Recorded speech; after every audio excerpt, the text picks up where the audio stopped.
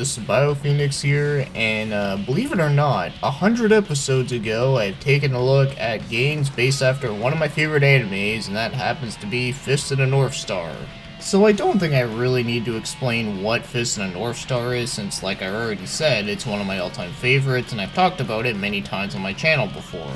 But since this is part 2 and my channel has changed quite a lot since then, well, I figured I'm just going to be doing a little bit of a recap in case you have not seen part 1 since it was quite some time ago.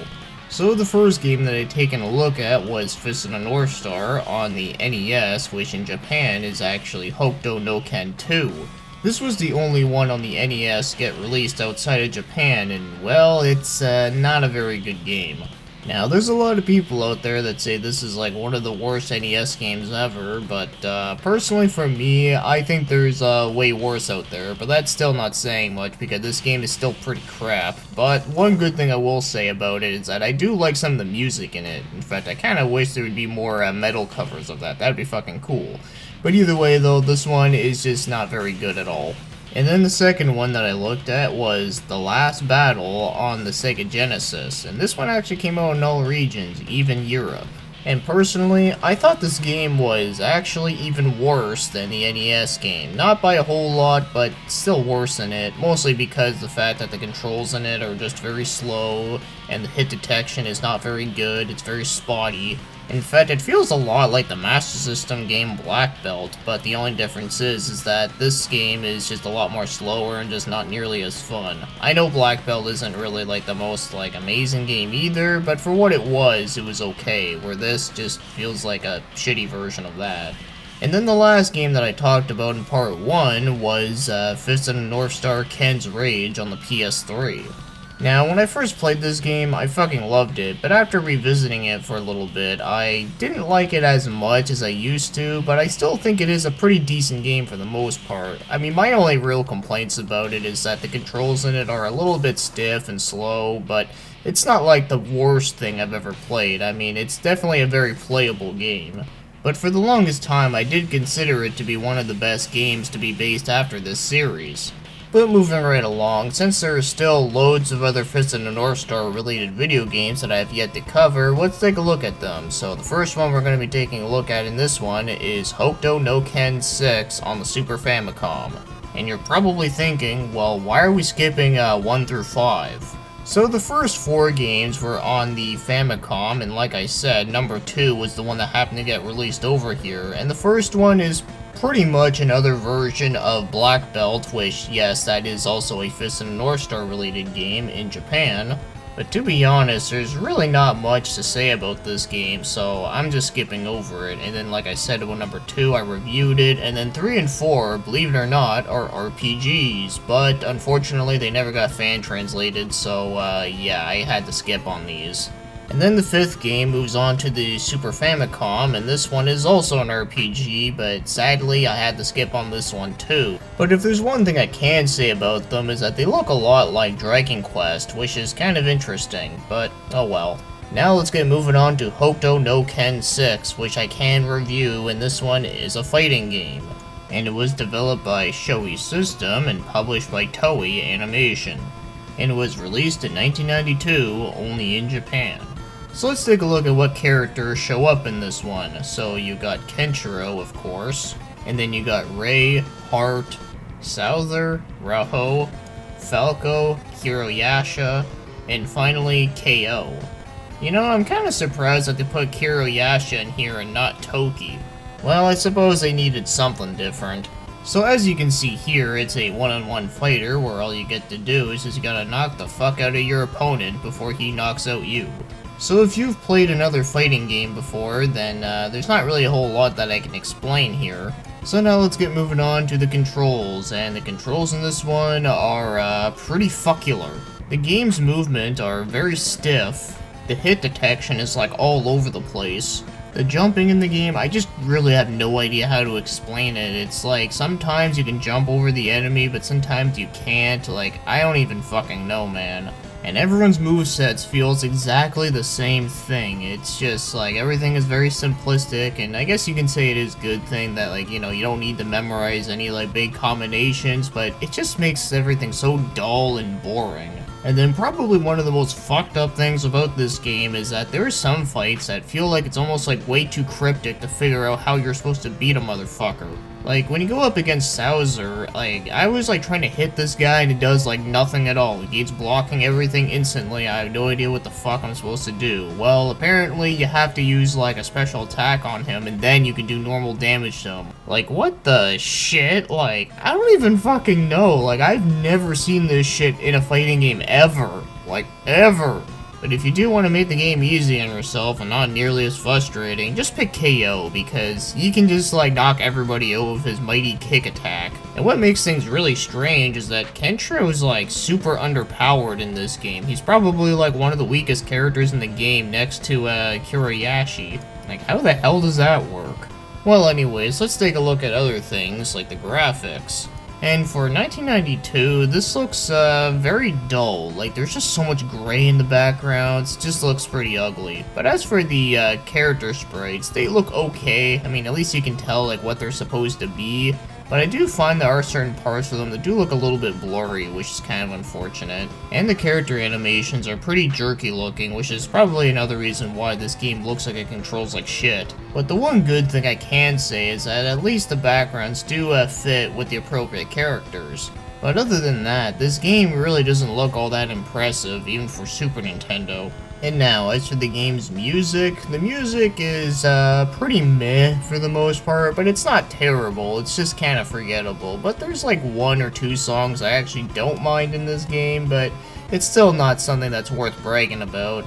And now, if you do want to buy yourself a copy of this game, just from looking up on eBay here, so I've seen a couple of them going for about $5, $6, $10. I've seen 2 selling for $15 and 1 selling for $20, and these are loose, mind you, and honestly, $20 or even $15 for a loose copy of this game is kind of a ripoff.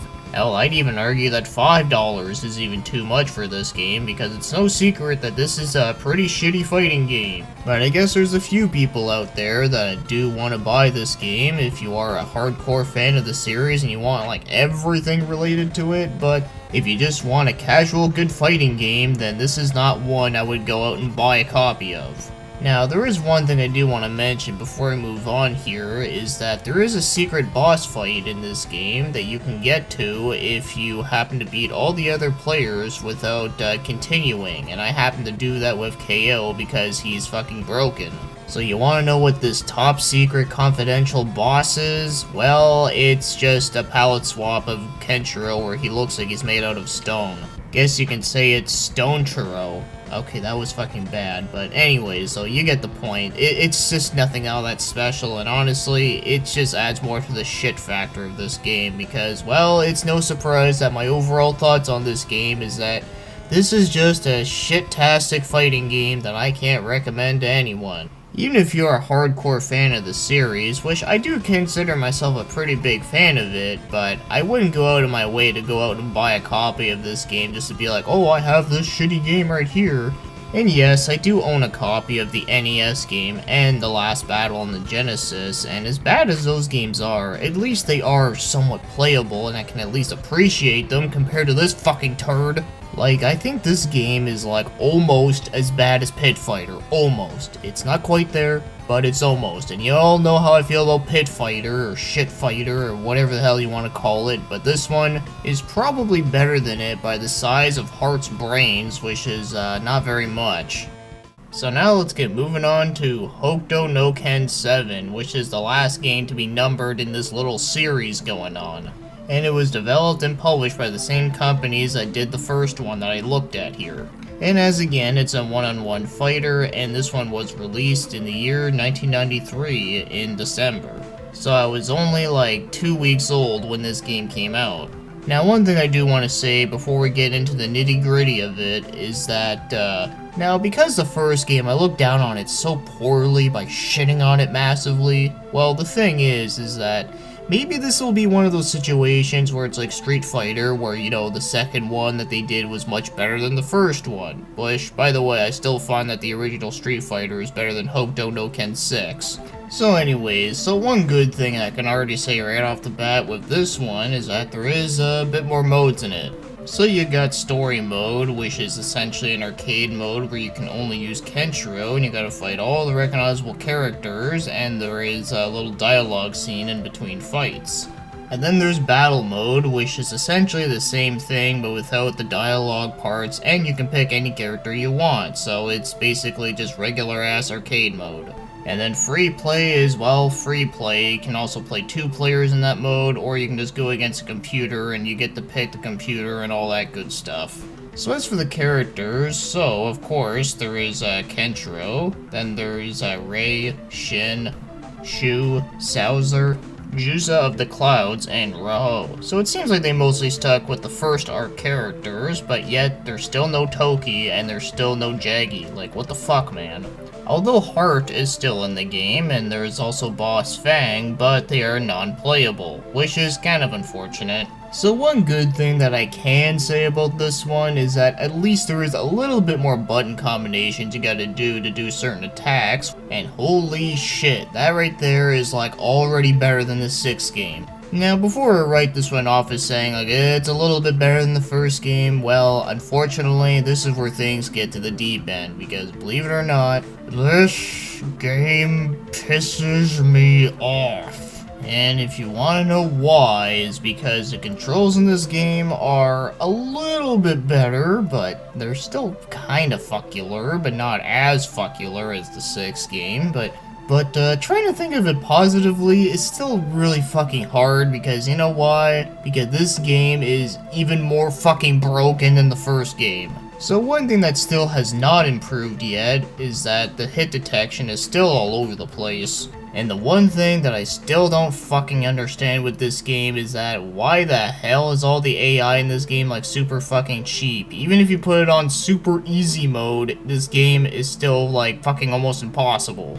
Because if you manage to land at least one hit on your opponent, it seems like it does barely any damage, because it seems like that they gain health immediately. Yeah, this is one of those fighting games where you somehow like gain a little bit of health per second, but it seems like for the computers they gain it like almost instantly. It's fucking bullshit. So the only way you're ever gonna make progression on the enemy's health is if you gain your special attack meter and then use their special attack onto the opponent, and it does like a shitload of damage onto them. They'll still gain a little bit of health, but at least at that point you can at least like somehow get a chance to win. And if your special attack misses, then it looks like you're gonna have to gain it all the way back up again, which takes forever, and because these people just don't want to fucking die. And it also doesn't help that there's no countdown either, so pretty much all matches can last for like all eternity. And it also doesn't help that the AI in this game is so fucking broken that it almost seems like you're playing against a kid online who just spams the exact same moves over and over again, but as a computer.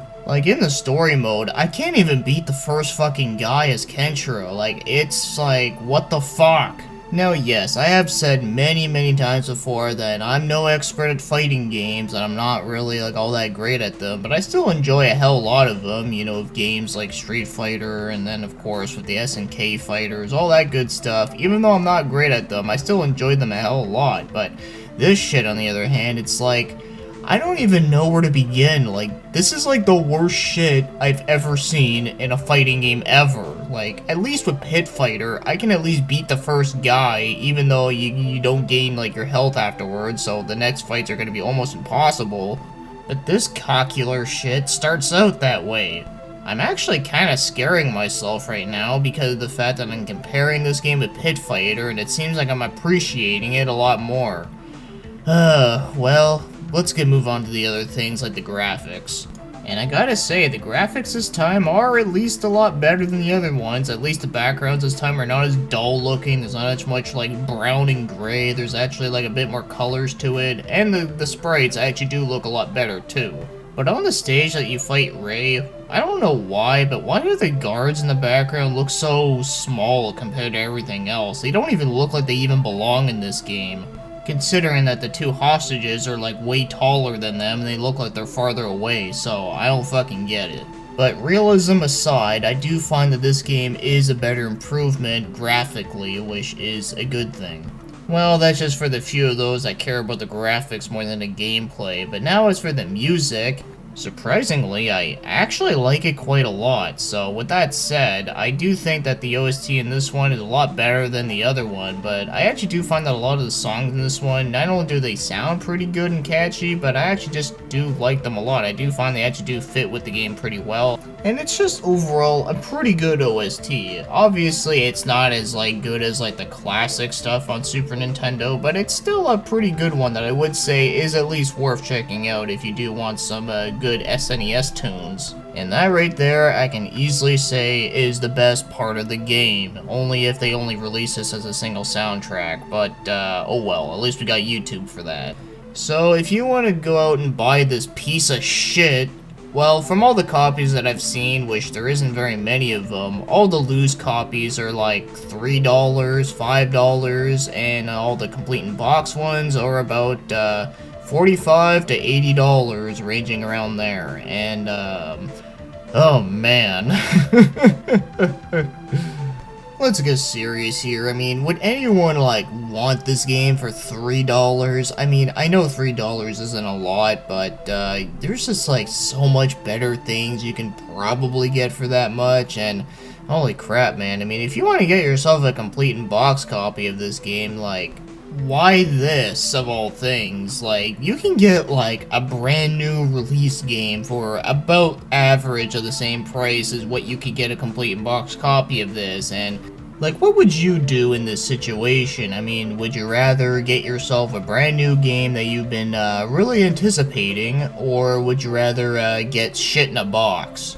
So my overall thoughts on this game is that, just like I said about Hokuto no Ken 6, is that this game is not only fuckular, but it's also a ballsack filled with diarrhea.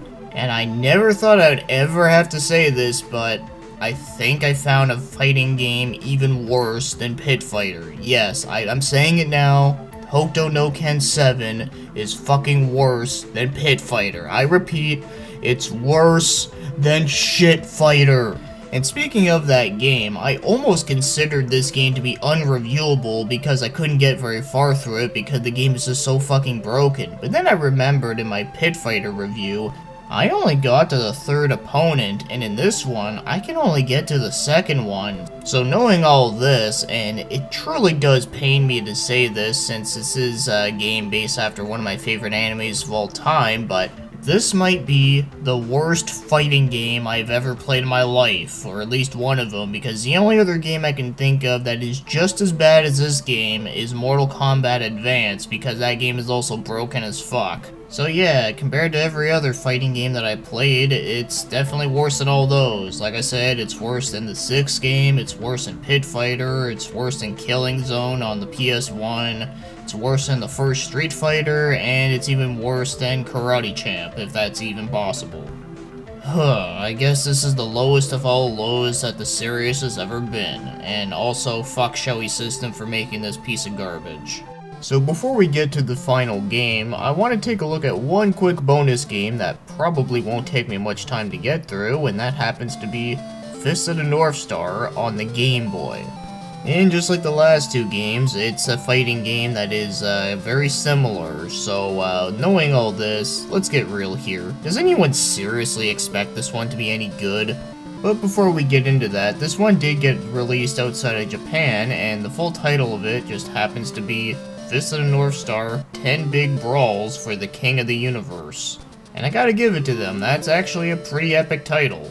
So it was released over here in North America in the year 1990, and it was published by Electrobrain. And yes, the same developer, Shoei System, did this one as well. So let's go through some of the characters in here. So you got Kenshiro, Heart, Shin, Jaggy, Ukuru, I always forget how his name's pronounced, but pretty much he is the warden of Cassandra.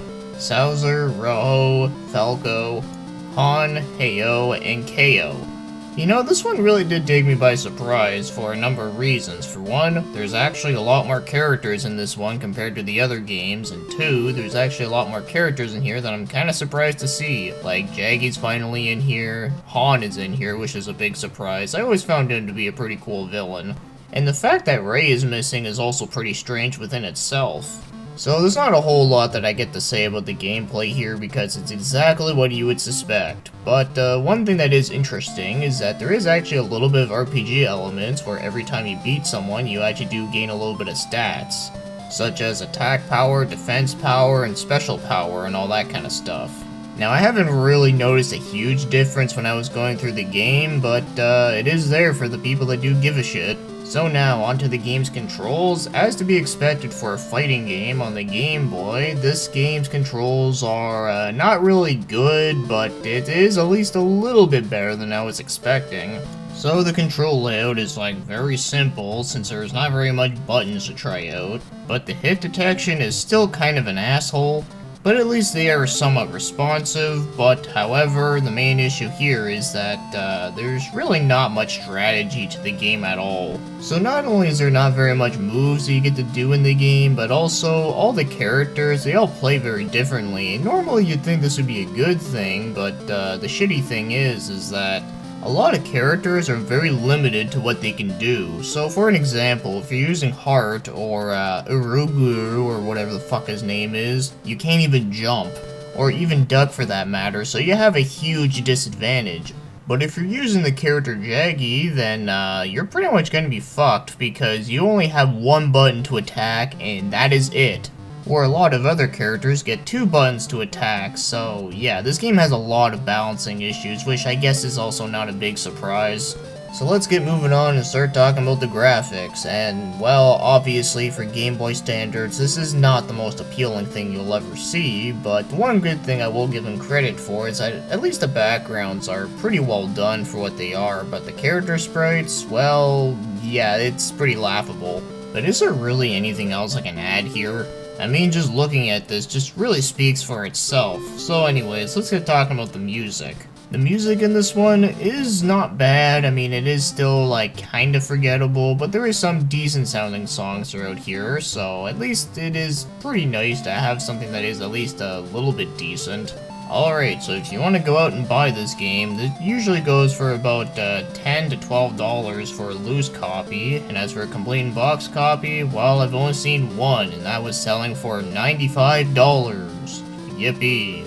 Well, at least the good thing is that the loose copies are very cheap and affordable, just like most Game Boy games as of right now, but, I don't know, man, I mean, would you really want to buy this for $5? Well, at the end of the day, it's really all up to you. So, of course, with my overall thoughts on this game is that, yeah, as expected, it's pretty bad, but it's also not the worst thing I've ever played. I mean, it is at least better than the first Mortal Kombat on the regular Game Boy, or even Mortal Kombat Advance, or even the Game Boy version of Pit Fighter, which, yes, that does indeed exist.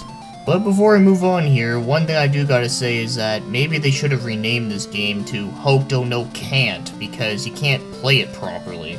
Now that we passed through the shit stain of the Hokuto no Ken games, now let's get moving on to the grand finale, and that happens to be Hokuto no Ken on the PS2.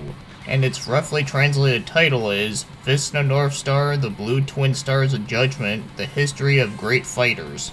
It was originally released in the arcade in the year 2005, but then got ported to the PS2 in the year 2007. So knowing how late the game was released, it was never released outside of Japan, and it was developed by Arc System Works and published by Sega. And it's a one-on-one fighter like I've already talked about a bajillion times already, but this time it actually plays very similar to Guilty Gear, which makes a lot of sense since it was made by the same company. So before we get into the mechanics and such, let's talk about the game modes.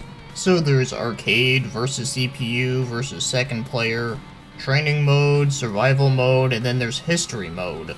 All of it is very simple and easy to understand, but history mode I was a little confused at first. I thought it was going to be like talking about a little bit about the lore of the series, but it seems to be like a little bit of a mission mode sort of thing, where you have to use specific characters against other characters. But as for the playable characters, there's Kenshiro, Shin, Rao, Rei, Jaggy, Judah, Toki, Sauser, Mamiya, and Heart. And if I say so myself, that's actually a pretty good lineup of characters from the first arc of the series. Yeah, it would be pretty cool if we got Shu and Juice of the Clouds, but either way, I'm pretty happy with this. And just for the fun of it, they do throw in some cameos within the stage backgrounds, which is always fun. So now on to some of the mechanics that they have here. So there is one called the 7 Stars of Hokuto, which is pretty much a bar that goes underneath your health bar, which kind of looks like a Big Dipper. So every time you use various amounts of moves, it gets lowered down, and once it's empty, you get to have that Star of Death floating over your head. And that indicates that you can use a one-hit KO move called a Fatal KO. Now this may seem very OP at first, but of course there are many different conditions where you can only use a Fatal KO. And also I haven't mastered it yet because, well, I'm not very good at doing them. And you know what they say, practice makes perfect. Very cliche, I know, but anyways, now let's talk about the boost meter. So not only does the boost meter allow you to make your character go flying across the screen to get from one end to the other end, but it also allows you to do some cancel moves too. If you're familiar with Guilty Gear's Roman cancels, then this is not too different. And then lastly, there is the aura, and these are used to perform super moves and guard cancels. And once you fill it up all the way when it's gold, it'll say God Fist Blow, but if it appears after and you don't have any more stars, then it'll say Deadly Fist Blow. So overall, when it comes to the mechanics and the way how they work, if you've played a lot of Guilty Gear before playing this game and you go to it directly, then you should not be confused whatsoever, because this game is pretty much exactly like it almost. But just they changed the name of the mechanics to suit more to the Fist of the North Star theme. So now, let's take a look at the game's controls, and all I gotta say is that they're smooth as butter. I really don't have any complaints whatsoever. I mean, everything feels really good, everything is really fast-paced, as to be expected for a game made by Arc System Works. The button layout is very simple, and yeah, there is a lot of crazy combos you gotta learn if you want to be really good at the game, but all the simpler combos are still very easy to pull off, so there's nothing to worry about here. So yeah, I don't really have any bad things to say about the controls. And as I said, if you played any other Arc System Work fighting game, then this game should be very familiar to you. So now, let's take a look at the other things, like the graphics. And they are fucking amazing. I mean, just by looking at this is pretty epic shit. So everything is all bright and colorful, all the characters look exactly how they're supposed to, and of course you got like different other color variations of them. And all the backgrounds look very nice, and they're very recognizable. And even those have some really awesome animations going on in the background too. And even the animation on the character sprites are just really well done. I mean, all of it is just over the top shit, as you would suspect in the Fist of the North Star game. And one thing that always made me laugh is when Jaggy uses that one move where he throws the giant pillar. He kind of looks like he's shaking around his giant cock. You can really tell that the creators of this game must have been huge fans of the series when they were younger, since everything looks like that they put in a lot of work into the sprite work and overall animation and such. So yeah, overall the graphics in this one are easily top-notch 2D graphics, which I think still look amazing to this day. Now as for the game's music, well, holy shit, the music in this game is fucking rockin'.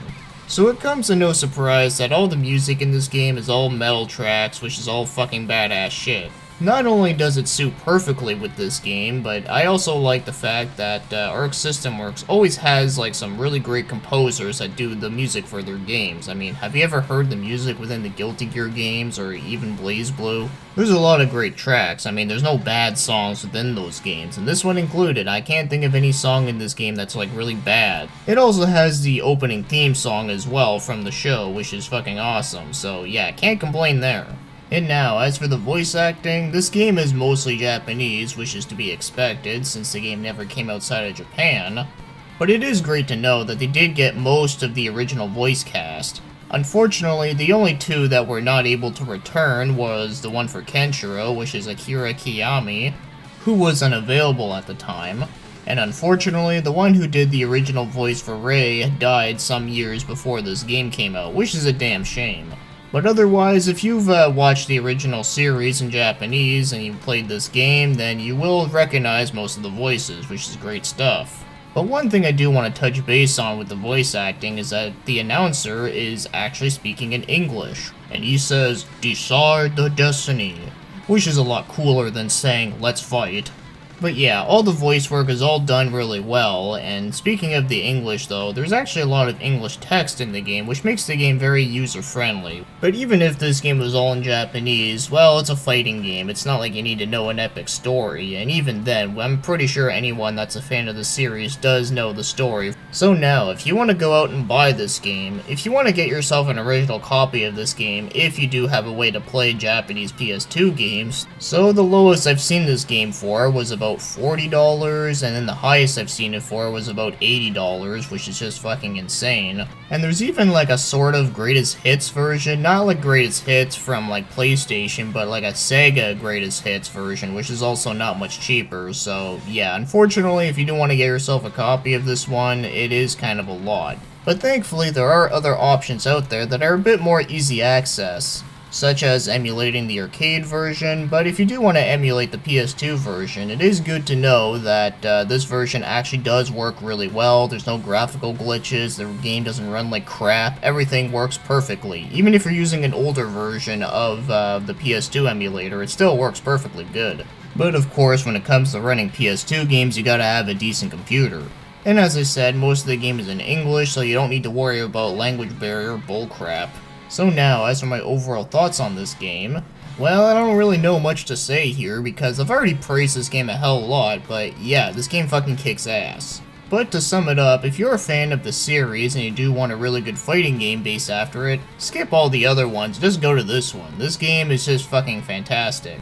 Now, if there was one thing I had to complain about this game, because it seems like I haven't really mentioned any negatives about it, well, if there's one thing I had to complain about, even if it's something that's kind of minor to me, is that there is a little bit of balancing issues. Now, what I mean by balancing issues, I don't mean like there's like one character who's like super fucking broken and that like it totally breaks the game. No, I don't think it's like that. I do find that there is like maybe like two characters in this game that do feel a little bit more OP compared to the rest of them there, but like I said like a bajillion times before, I'm not like super into the whole like competitive gaming. I really couldn't care less about EVO or whatever the hell it's called, because I just play fighting games for the hell of it, and well, this one is a hell of a lot of fun to just play through. So if you're a fan of the series, then it's a must play, but if you don't really know a whole lot about the series and you just want to play this game for the sheer amount of gameplay, then I still think this game is still worth a go. And if you are a fan of other Arc System Work games, then this is another really solid entry. So not only is this a great fighting game in general, but I do think it is a great Fist of North Star game. Hell, I'd say it's probably the best one that I've played so far. And it totally fist-fucks the shit out of the other fighting games that I reviewed in this video, good god. I mean, would you rather have this, or would you rather have Hokuto no Ken 7? Yeah, I know, that's a tough choice. Well, just think about it there, and just let me know which one would you prefer. But to be serious for a moment, there is plenty more Fist of North Star games that I can review, and I'm sure a lot of people were suspecting me to do Ken's Rage 2, which I was going to, but I ran into some technical things, so I'll have to do that one at a later date, and hopefully whenever I do part 3, the one on PS4 will come out, the one that plays like Yakuza, or what I like to call it is Fist of the Yakuza Star. But anyways, I've gone on long enough here, so with that being said, thanks for watching and commenting, and have yourselves a great day. P.S. If you ever see a copy of Hokuto no Ken 7, please punch it for me.